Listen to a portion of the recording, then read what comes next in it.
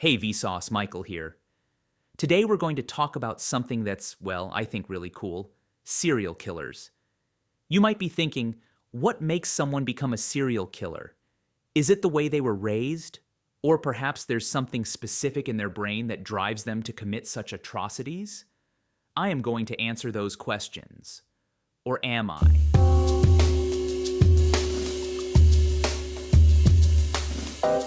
Well, I'm not here to talk about any of that. I want to explore the interesting aspects of serial killers. I mean, think about it.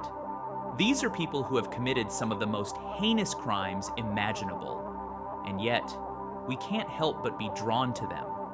We're like moths to a flame, or, in this case, to a blood-soaked crime scene.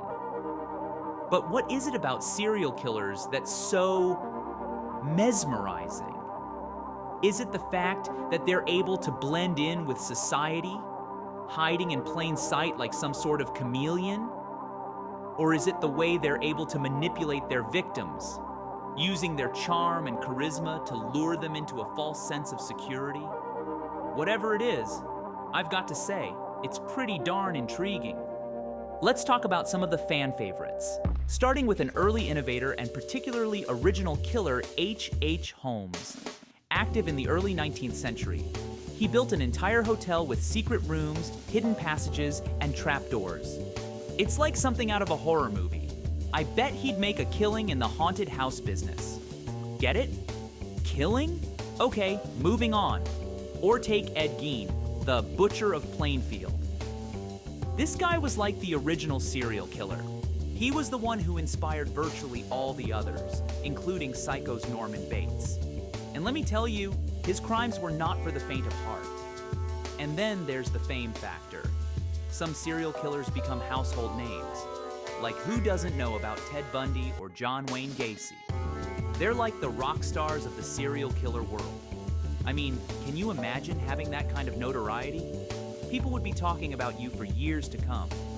Although, I guess it's not exactly the kind of fame you'd want. And have you ever noticed how some serial killers are just, well, sexy? I mean, look at Charles Manson. This guy was like a rock star, minus the music. He had a certain je ne sais quoi, a certain charm that just drew people in. Or take Aileen Wuornos, the damsel of death. This woman was like a female serial killer version of Marilyn Monroe. She was tough, she was rugged, and she was, well, kind of sexy.